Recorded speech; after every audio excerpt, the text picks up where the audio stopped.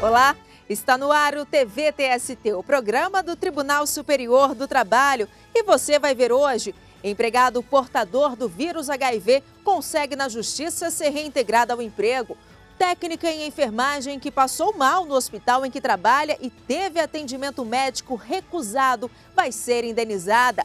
TST realiza a Semana da Memória, com exposição sobre ferrovias brasileiras e simpósio de gestão documental. Tudo isso e muito mais, agora no TV TST.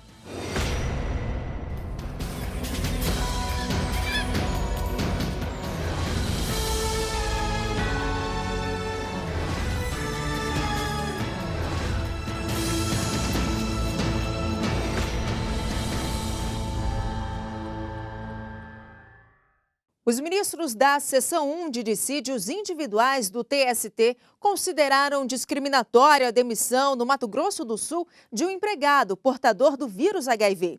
Ele trabalhava em uma rede de supermercados e conseguiu ser reintegrado ao emprego.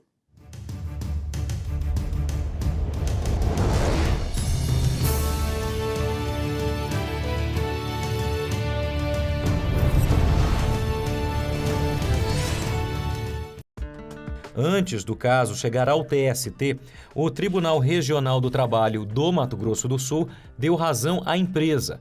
Para o TRT da 24ª Região, o gerente do supermercado portador do vírus HIV não comprovou que foi discriminado por ter o vírus. O advogado da empresa, ao pedir o uso da palavra no julgamento da SDI 1, ressaltou os argumentos descritos no acórdão do regional, que indicavam indisciplina do empregado. A terceira turma do TST também já havia julgado esse caso e teve entendimento diferente do regional.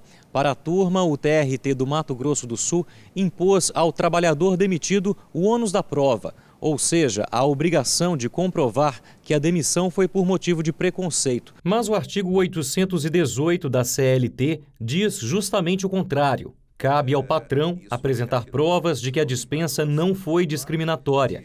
Foi o que alertou o relator na SDI 1, ministro José Roberto Freire Pimenta. Em decorrência da moléstia que for acometido, sofreu discriminação no ambiente de trabalho, o que acabou culminando no ato de sua dispensa. Então, não foi exatamente a análise das provas, mas sim a conclusão de que era do reclamante o ônus de comprovar que teria sido discriminado, o que vai entra em choque direto com o nosso entendimento, no sentido de atribuir ao empregador e não ao empregado esse ônus de demonstrar discriminação. O ministro Brito Pereira defendeu que, para seguir esse entendimento, seria necessário o reexame de fatos e provas. O fundamento do Tribunal Regional do Trabalho foi que a reintegração se dava em razão do fim social do contrato e porque não foram demonstrados os motivos de ordem pública, de ordem econômica, técnica ou financeira para a dispensa. Não se tratou da discriminação. Por isso, decidi agora na turma, com base numa presunção de discriminação, parece, a meu juízo, e data vem, pessoa máxima, vem, eminente relator, para dizer que aqui se contrariou a súmula 126. A súmula 126 do TST, citada pelo ministro Brito Pereira, diz que é incabível o recurso de revista ou de embargos para reexame de fatos e provas. No entanto, os demais integrantes da SDI 1 seguiram o voto do relator, entendendo que somente por violação ao artigo 896 da CLT seria possível a alegação de má aplicação da súmula 126 do TST para o conhecimento do recurso. Dessa forma, a SDI 1 manteve o entendimento da terceira turma do TST, que determinou a reintegração do gerente portador do vírus HIV ao trabalho.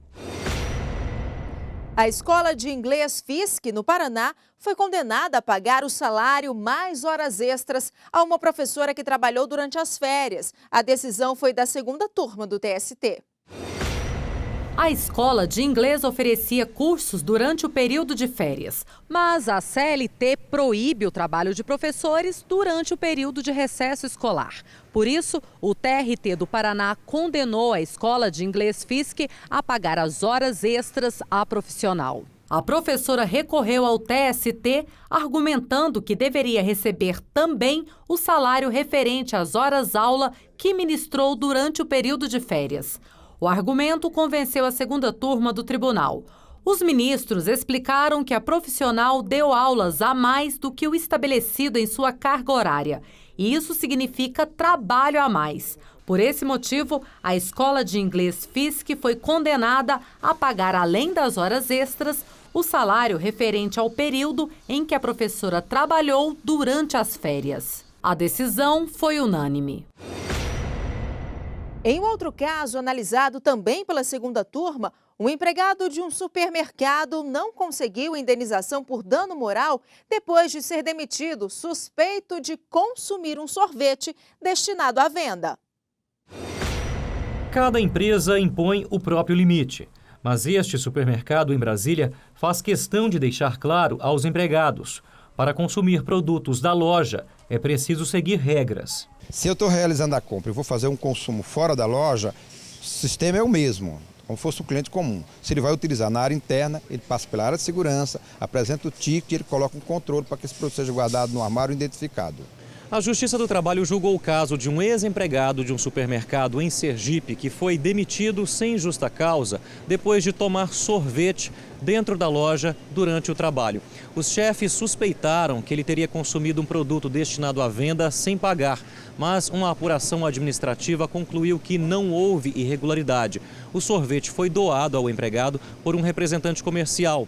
O trabalhador procurou a justiça pedindo indenização por dano moral, alegando que, mesmo comprovada a inocência, a reputação dele teria ficado manchada. Para o TRT da 20ª Região, em Sergipe, a investigação feita pela empresa não causou vexame ao trabalhador. Este advogado explica que uma falsa acusação de roubo pode ser considerada uma situação vexatória quando expõe o trabalhador, mas isso não ocorreu no caso. Há uma situação que visa expor o trabalhador, uma situação vexatória. Por exemplo, exigir do trabalhador metas impossíveis de serem alcançadas, a exposição desse trabalhador perante os demais colegas acusando esse trabalhador de furto, o próprio registro de um boletim de ocorrência na delegacia de polícia, são fatores que podem ser levados em consideração para a apuração dessa violação da moral do trabalhador. O caso foi parar na segunda turma do TST. O desembargador convocado, Gilmar Cavalieri, entendeu que as provas informadas pelo regional também demonstraram que a honra do ex-empregado não foi abalada. Segundo o relator, para decidir de modo diverso do regional, seria necessário o reexame de fatos e provas, o que é vedado pela súmula 126 do TST. Dessa forma, ficou mantida a decisão do regional que negou a indenização por dano moral ao trabalhador. O Banco de Brasília foi condenado a indenizar a ex-gerente de uma agência que comprovou ter sofrido assédio moral depois de prestar depoimento à Polícia Federal em investigações sobre um suposto esquema envolvendo políticos do DF. A decisão foi da 7ª turma do TST. Em fevereiro e março de 2003, a ex-gerente do BRB foi intimada pela Polícia Federal a prestar depoimento em inquérito que apurava desvio de dinheiro do Instituto Candango de Solidariedade por meio de empresas prestadoras de serviços para campanhas eleitorais. Tanto o Instituto quanto as empresas eram correntistas da agência em que a bancária trabalhava. Logo depois do segundo depoimento, um jornal de circulação nacional teria publicado matéria com informações relativas ao depoimento da então funcionária. O BRB decidiu abrir sindicância por entender que a gerente teria vazado informações sigilosas de clientes. Na reclamação trabalhista, a bancária afirmou que a auditoria interna concluiu que não houve quebra de sigilo bancário, mas mesmo assim, por determinação direta da presidência do banco, foi aberto um procedimento administrativo disciplinar. Em abril de 2003, a trabalhadora foi afastada da agência e realocada em um outro setor.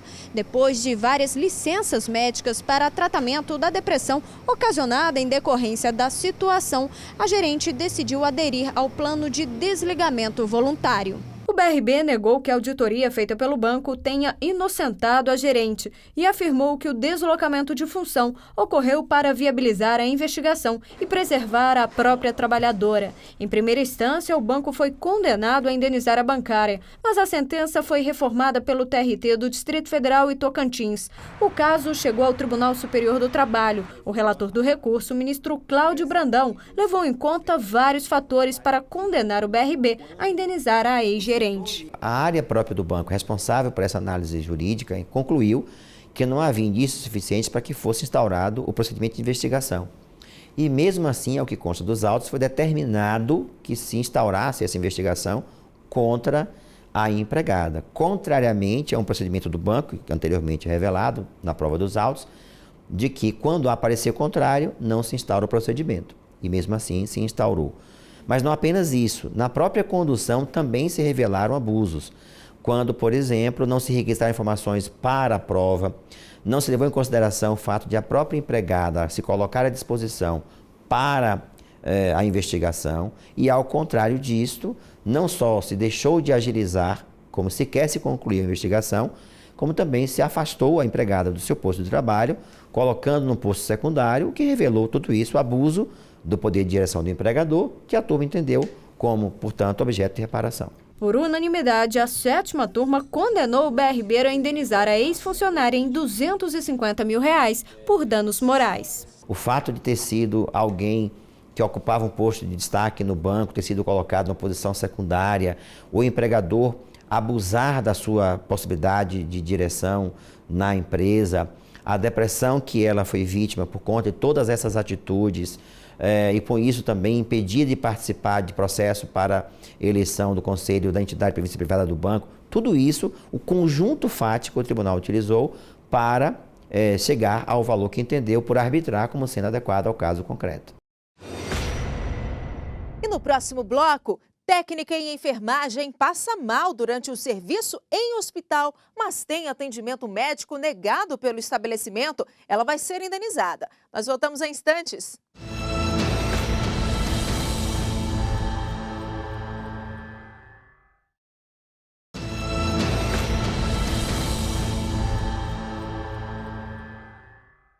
Veja outras notícias que também foram destaque no TST. O ministro Brito Pereira, corregedor-geral da Justiça do Trabalho, realizou correição ordinária no Tribunal Regional da 21ª Região, com sede em Natal, no Rio Grande do Norte. Durante a visita, foram analisados aspectos administrativos e procedimentais do tribunal, a regularidade dos prazos processuais, o desempenho dos magistrados, entre outros pontos. A Coordenadoria Técnica do Processo Judicial Eletrônico lançou o primeiro guia contendo as configurações mínimas recomendáveis de infraestrutura para o bom funcionamento do PJE-JT. Também foi disponibilizado aos regionais o software PJE Report, que verifica as configurações de infraestrutura. Todas essas novidades vão ajudar na padronização dos ambientes que recebem o PJE-JT e facilitar a resolução de incidentes. Já está no ar a campanha 2014 do programa Trabalho Seguro. O tema deste ano é A Prevenção é o Melhor Caminho. Ao todo, vão ser exibidos em diferentes emissoras 5 vídeos que alertam a população sobre a importância das ações de prevenção no ambiente de trabalho.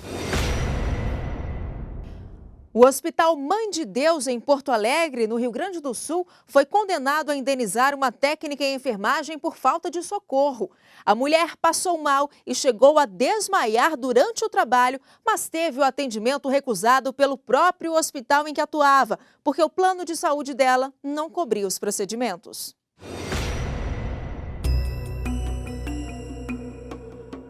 A empregada trabalhava como técnica em enfermagem no hospital havia 13 anos. Durante o expediente, ela sofreu um desmaio e precisou de atendimento no setor de emergência. Mas a instituição se negou a atendê-la, porque o plano de saúde da profissional não cobriu os procedimentos que deveriam ser adotados para tratar problemas no coração. A trabalhadora levou o caso à justiça.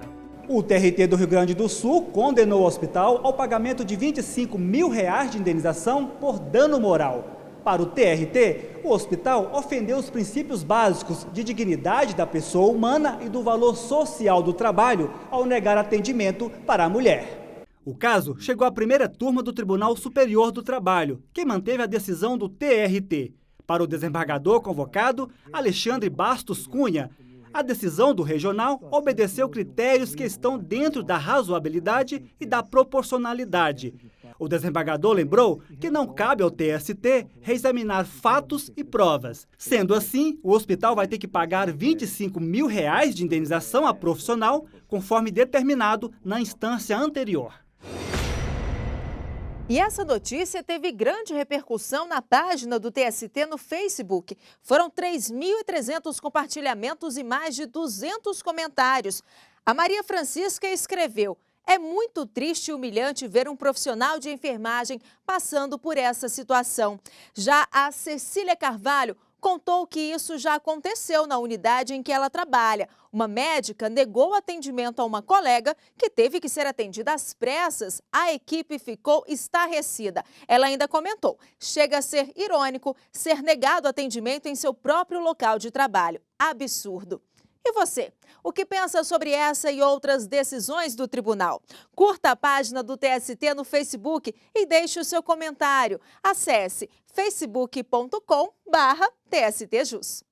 O TST definiu parâmetros para a aplicação da lei que altera o processamento de recursos na Justiça do Trabalho. Conheça algumas mudanças trazidas pela nova legislação no quadro Tira Dúvidas.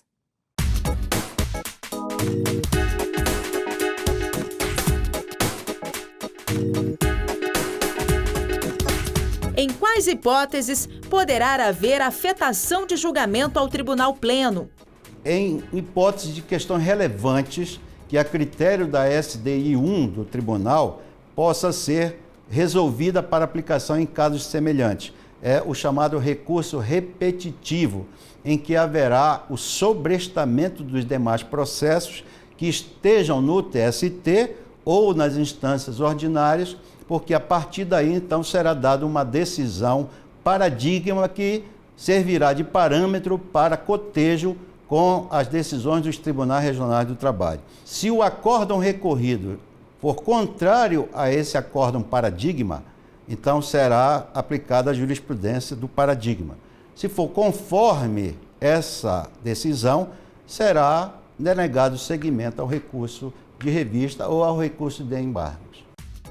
Quando a proposta de afetação do recurso de revista chegar à SDI 1, quais procedimentos deverão ser adotados?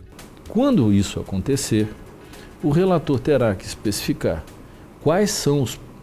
qual é a questão, quais são os pontos relevantes da questão, por que ela tem essa abrangência e seja o repetitivo, e deverá, se for o caso, aí, requisitar de cada tribunal até 2 processos para que ele tenha o quê? Todos os argumentos que envolvem aquela questão jurídica no Brasil. Se a ideia é estabilizar a jurisprudência e criar uma decisão prospectiva para o futuro, então tem que saber todos os argumentos que envolvem essa controvérsia. E com isso ele vai ter que enumerar todos esses argumentos e vai ter que decidi-los todos, que a própria resolução diz que deverão ser resolvidas todos os argumentos relativos àquela questão, ou seja, justamente para pacificar. Por que todos esses argumentos deverão ser relacionados para efeito de exame? Porque será dada, inclusive, vista aberta às partes e ao Ministério Público para que eles possam também opinar. Mas por que é preciso estabelecer esse rol de argumentos oriundo de todos os tribunais e das decisões que interpretaram a matéria? Porque quando se fixar esse precedente, se no futuro houver uma questão de fato que não foi apreciada, ou uma questão de direito não abordada nessa decisão, ela pode ensejar uma nova discussão por esses 2 fundamentos. Que o precedente vai ser a composição dos argumentos jurídicos que levaram à formação daquele precedente. E todas as dúvidas respondidas pelos ministros sobre a nova lei, você confere no canal do TST no YouTube. O endereço é youtube.com/TST. E veja outras notícias de destaque no TST. A Biblioteca Délio Maranhão do TST lançou um novo serviço, Tema do Mês, que permite aos usuários terem acesso à bibliografia selecionada a partir de assunto previamente escolhido pela Comissão de Documentação do Tribunal. Para o mês de novembro, O tema escolhido foi a saúde mental do trabalhador. O serviço pode ser acessado diretamente na página da biblioteca, disponível no site do TST. Falta menos de um mês para o 6º concerto de gala do coral do TST. Na ocasião, serão apresentadas trilhas de filmes como A Noviça Rebelde e O Fantasma da Ópera, além de canções de musicais famosos como Cats. Todas cantadas em inglês e com arranjos exclusivos, feitos especialmente para o evento. A apresentação é aberta ao público e será no dia 28 de novembro, às 20 horas, no TST. E no próximo bloco, Tribunal Superior do Trabalho realiza a Semana da Memória, com o intuito de divulgar o patrimônio histórico do TST e da Justiça do Trabalho. Não saia daí, a gente volta já.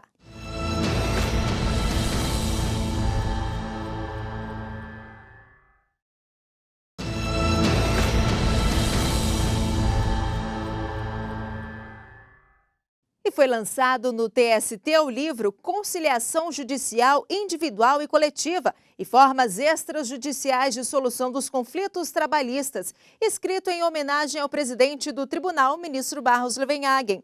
A obra foi coordenada pela desembargadora Ana Paula Pellegrina Lockmann e pela juíza Adriana Pimenta. O livro Conciliação Judicial Individual e Coletiva e Formas Extrajudiciais de Solução dos Conflitos Trabalhistas aborda temas ligados direta ou indiretamente à conciliação, como, por exemplo, a formação de magistrados, o papel dos sindicatos e a função do Ministério Público e dos advogados. Durante o lançamento, a ministra Maria de Assis Calcin fez uma rápida descrição da obra e reafirmou a importância da conciliação no judiciário brasileiro. É uma obra atualíssima, porque como eu também ressaltei, todos nós aqui que trabalhamos na Justiça do Trabalho sabemos do imenso número de processos com que nos defrontamos. Então essas soluções, sejam judiciais ou não, serão sempre um grande caminho a ser seguido por empregados e empregadores. A obra foi coordenada pela desembargadora Ana Paula Pellegrina Lockmann e pela juíza do trabalho Adriana Freire Pimenta e homenageia o presidente do TST, ministro Barros Levenhagen. É um livro monotemático, fala sobre a conciliação em geral. Nós falamos sobre as conciliações judiciais, tanto no âmbito individual quanto no âmbito coletivo. Falamos também sobre as conciliações extrajudiciais, ou seja, fora do processo, que também é muito incentivada nos dias de hoje, é muito atual e também faz parte desse espírito da Justiça do Trabalho. É um grande instrumento de racionalização da atividade do Poder Judiciário, tanto para o empregado que recebe antecipadamente o crédito dele, e para o empregador, que reduz o passivo trabalhista. Sempre foi uma coisa com a qual o ministro Levenhagen se preocupou, com a conciliação, uma conciliação justa, né, que reflita o espírito da Justiça do Trabalho, de maneira que, tanto como corregedor-geral quanto como presidente, de maneira que nada melhor para homenageá-lo como um tema atual, importantíssimo para a celeridade e para a efetividade dos direitos fundamentais trabalhistas quanto à conciliação. O presidente do TST se sentiu honrado com a homenagem e destacou a importância do tema. Eu sou imensamente grato pelo carinho, pelo respeito, consideração e amizade que tenho por elas e tenho certeza elas o têm por mim. E essa obra é interessantíssima, a conciliação é a mais expressiva atividade judicional, porque ela põe fim ao litígio rapidamente e restaura a paz social. E isso se deve à nossa vetusta e sempre jovem consolidação das leis do trabalho. O TST realizou mais uma edição da Semana da Memória. O evento faz parte do calendário anual do tribunal e tem o intuito de mostrar a importância da preservação e da divulgação do patrimônio histórico do TST e da Justiça do Trabalho.